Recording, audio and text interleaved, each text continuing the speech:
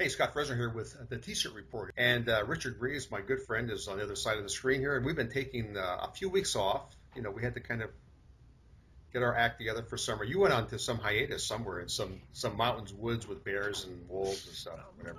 I spent 2 weeks every summer, first week in June, at the tip of the thumb of Lake Michigan. I said Lake Michigan. Of Michigan, it's actually Lake Huron.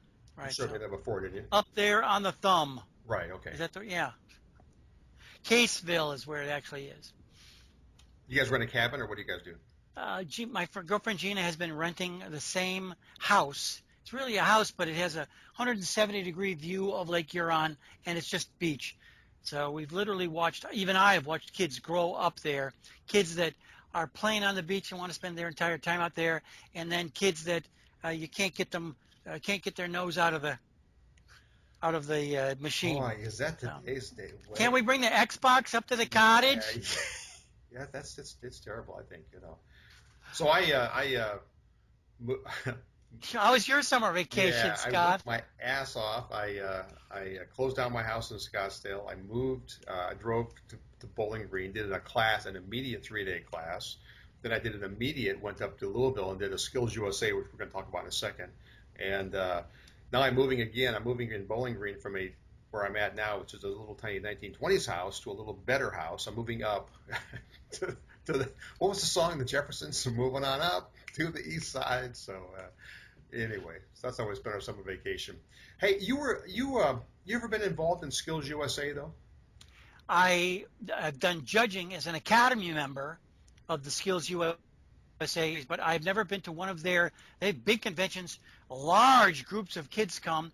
I know James Ortolani has been the biggest promoter of that. And, of course, the Screen Printing Association. I'm sorry, not the Screen Printing Association.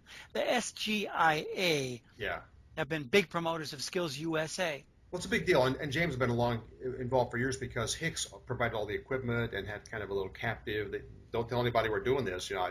But it was in Kansas City. And I guess they outgrew the city, so they had it in Louisville this year. And Louisville was this big news deal. I mean, the news was all over. They must have had, I guess they had 16,000 kids. That's a lot participating. It was at the Kentucky Convention Center, Expo Center, which is where they have the fair and stuff. Big exhibit hall with. I'm going to show some pictures, but, you know, you've got kids doing CNC programming, and you've got girls doing hairstyling, and you had all these different skills and trades. Huge deal. And so SGIA asked me to come up to Louisville, since I'm in Bowling Green, and help out with James. And so Aaron Montgomery was there judging sublimation. James and I were doing screen printing. It was a great deal. But it was an eye-opener because you see kids who get it. I mean, we had a 6-color Hicks press, 6-color 4-station, and they had to load a shirt, print a 5-color print, and do as many shirts as they could print in 7 minutes. That was kind of. But before that, they had to be judged. They had other judges there, and I didn't catch all their names, but they had a screen tension section. They had a washout section. They had an exposure section. They had a registration section, a screen cleaning section, little things, and they got judged all the way along. James and I handled the actual printing section, where they had to walk up to a press, a job they'd never seen, load shirts themselves, make the print, and do as many as they could in 7 minutes. And the goal was 7 shirts in 7 minutes. That was hard because these kids weren't sure on a rotary load press whether to load all 4 shirts, print, or load a shirt, print, or load a shirt. And so they got way confused but I was surprised that some of their teachers that were there wouldn't have maybe kind of watched the kids stumbling a little bit and given them a little advice, like a little pep talk, like, okay, you need to do this, and this. Didn't quite happen that way. But some of the kids were great. And I was surprised that I think 80% of the entrants were ladies, young girls. I don't know why it surprised me, but I mean, these were girls who were digging in and they were loving it and enjoying it, and so it was a great time. And I'm going to post on my website the winner. I'm not sure who won yet, but there were about 25 entrants, and of course, this is a big deal. These kids were flown in from around the country, you know, like the champ for their state for Skills USA, and a lot of them had parents there, teachers there, and it was a big deal for these kids. So I was thrilled to be involved, and I was glad that SGI asked me. Johnny Shell from SGI was the main guy. and you help put it together. So you should get involved next year. You're close to Louisville. What's it for you for a drive from Louisville? It's 10 hours, but I'll volunteer, especially if Yeah. Ashley is working for Johnny Shell now. So Ashley is the better half Yes. of the staff there. Yeah. So it's a good deal. I'm glad I got involved with it. So that's how you spent your summer, goofing off in the woods. I spent mine moving and driving and moving, and now I'm moving again. I'm looking for two guys in a truck to help me this weekend to rent some of this stuff out of the Nutwood house, and so we'll see how that goes. I'll keep you posted. My back is out next week. So anyway, Well, you'll be in the new place next week. We'll see the wood paneling in the smoke-filled rooms. I have an office that's real. I told you it's about 6 feet across, paneled, and it's an older home. And I told you earlier, I can just see the guy smoking his cigarette in there, doing his stuff in his little home because the room has a little smell of cigarettes in it. So we'll see. So I wake up 2 weeks ago and Photoshop releases CC 2015.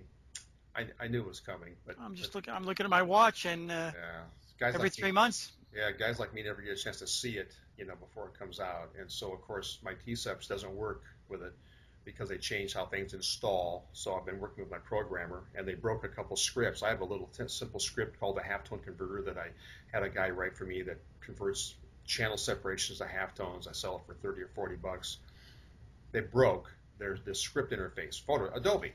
And my program has said, I have a guy I use in Spain who's great, and he does the hard stuff that I can't code, and so he codes for stuff for me. But he says that Adobe hires kids, and he's got all his kids working for him now, and they do all this stuff that they just make a change, it's no big deal. And so the forums are lit up, the Adobe forums, with what the hell are you guys doing back here, So anyway, so we're working. But the good news is I got a beta last night, or beta, depending on if you're talking to anybody from the UK. And my beta worked, other than this little halftone converter routine still doesn't work because they broke something. So we're working on that. So that's the good news. And I heard a rumor that you're doing. Well, is this the future of software as a service? Because Microsoft Windows 10 is coming out at the end of this month on the 29th, and that's going to be the start of Windows as a service. We're not going to see the retail versions. It's always going to be over the air, just the way Apple has done for the last 15 years. I may do that with TSEPs. I'm thinking about making it, no hard copy. Just download it, and when you need to update, you just download it. And I'm thinking of even rolling the whole thing into one package where you do one installer, it installs any version you want. Call it TSEP CC or something, because it's definitely the wave. Yeah, and like you say, you got Windows 10 coming out, and Apple's got something else coming out, and hard to keep up with it, So, but I heard a rumor you're doing a seminar at SGIA November 5th in beautiful Atlanta.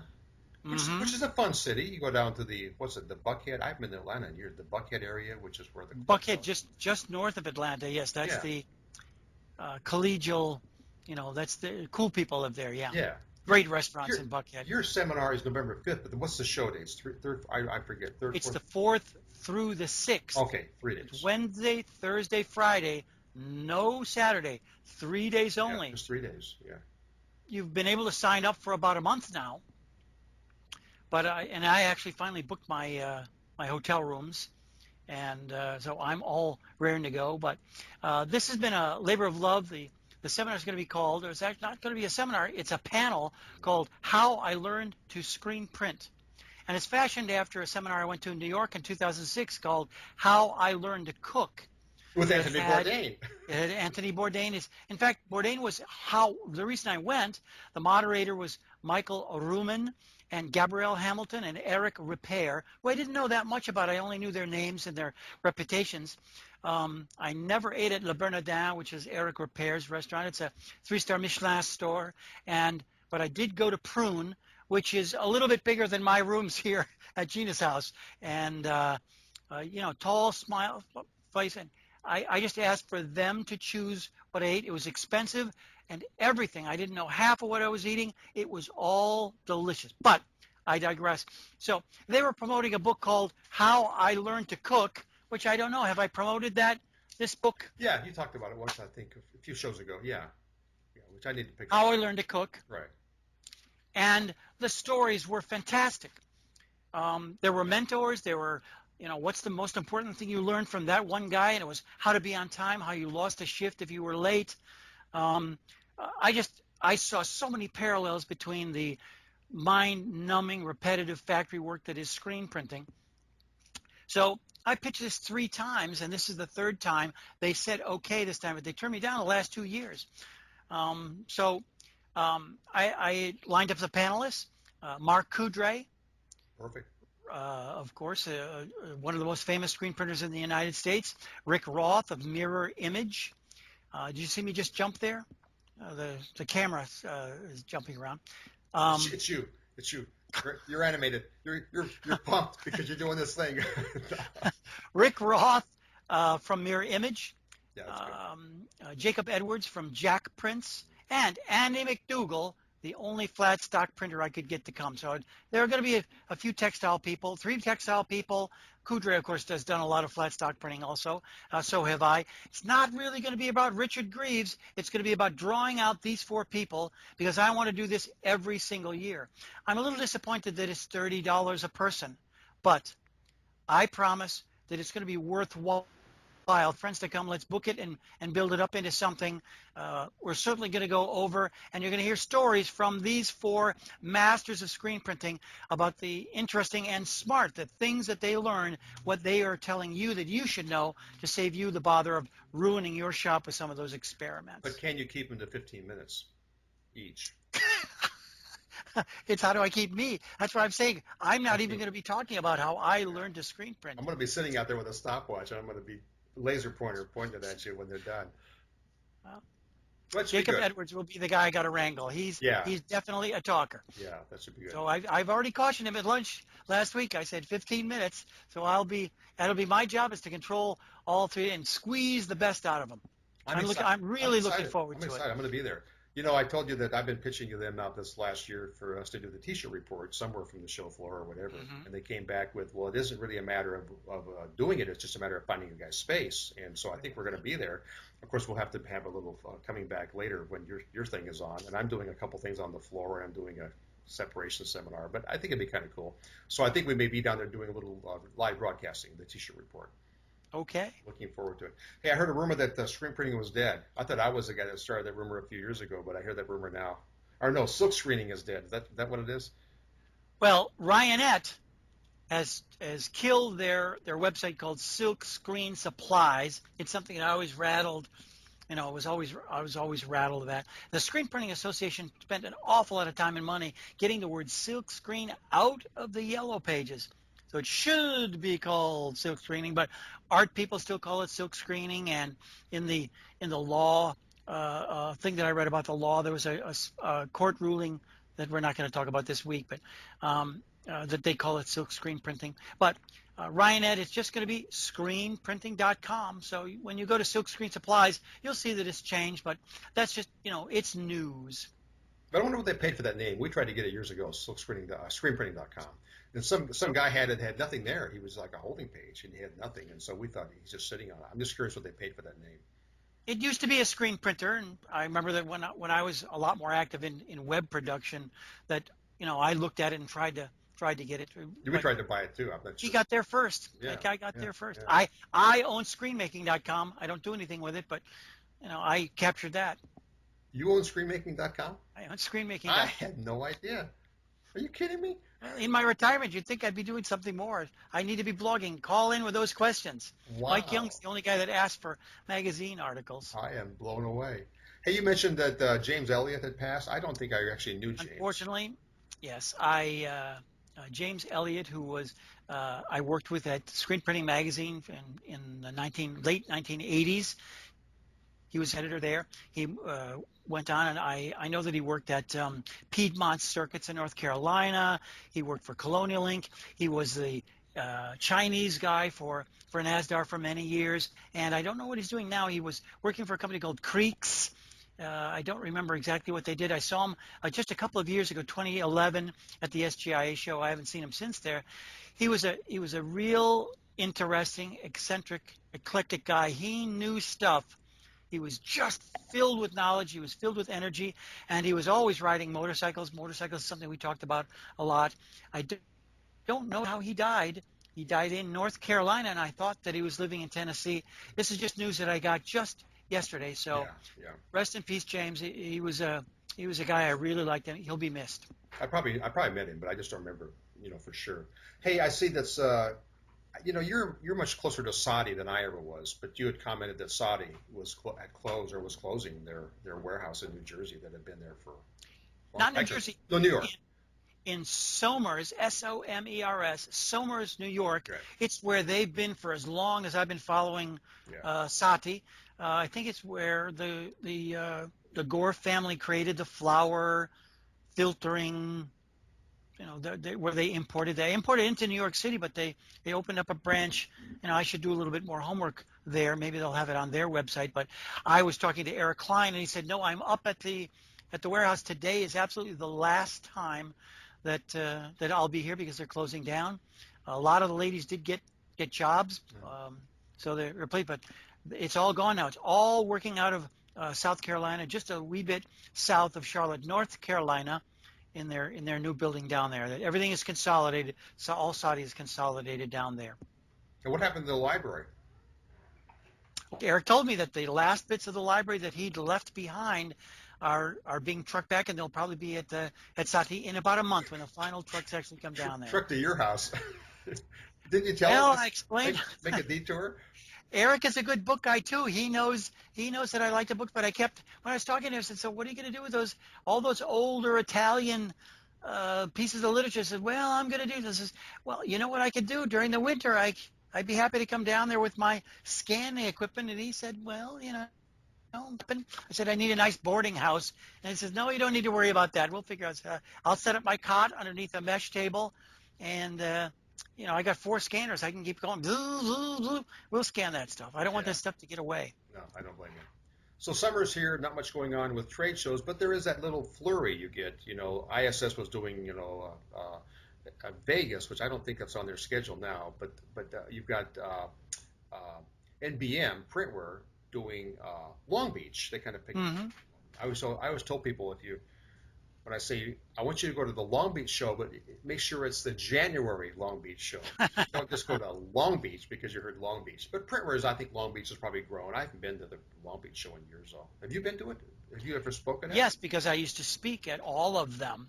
So I get a nice free ride to California. But when they stopped using professionals in their seminars, they still use professionals, but they're all people that pay. Well, so the seminars are all free now at the Printwear show, so that's valuable. But you get advertisements or pitches from people they've got something to sell. That's the only reason that they're there. I know you probably talked that before, but I guess I never plugged it in. So how do they monitor how many people can show up? I mean, is it just a free for all, first 30 in the room, or?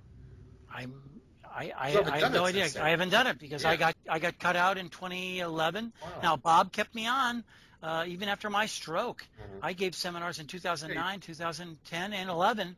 So I've got no ill will. Bob changed his whole program. Yeah. That'd be Bob Weber, the big cheese at Printwear National Business Media. Yeah. But it's the trend, ASI, that's happening right now, I'm sorry, next week on the 14th of July in Chicago. All their seminars are free. I know Terry Combs does one for Workhorse.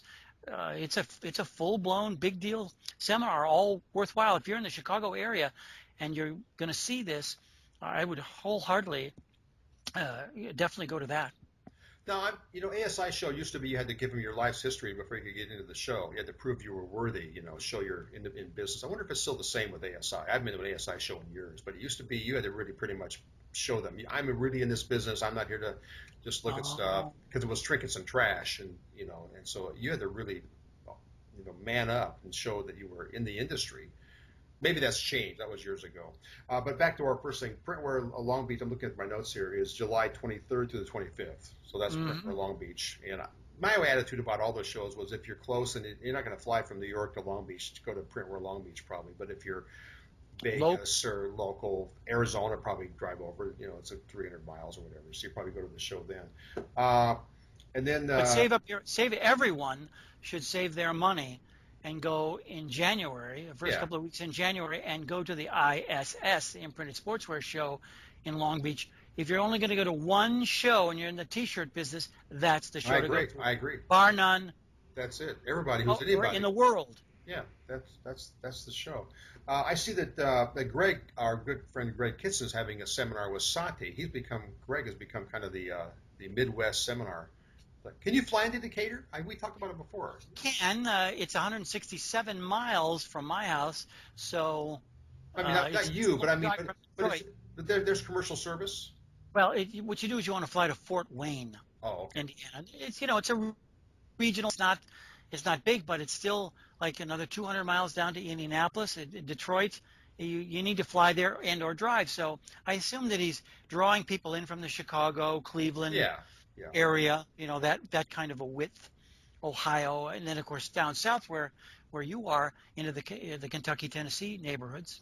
They would drive up from here.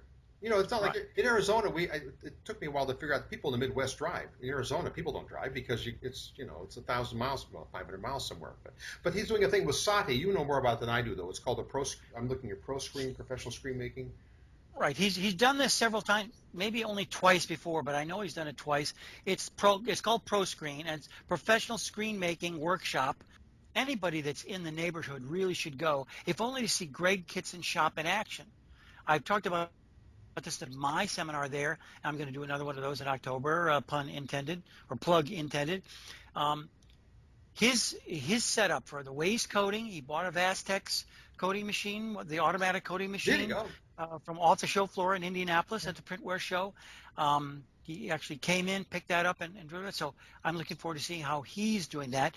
I chided him about the lights, and there'll be a lot more lights in his dark room. But he goes and he images a screen on a CTS machine right in front of the Sati exposure lamp, right into a dip tank, right into a washout, and vroom. And he does so many screens in just a couple of hours every morning early. The guys get there early, they do it. That loop is worthwhile. It'll be inspiration for anybody. Well worth Oh, $149.99. I agree. Just to get into a working shop that's really high production, high volume, that'd be worth it. Forget the seminar. I mean, the seminar would be good, but just to get it and just be the mouse in the corner, I think.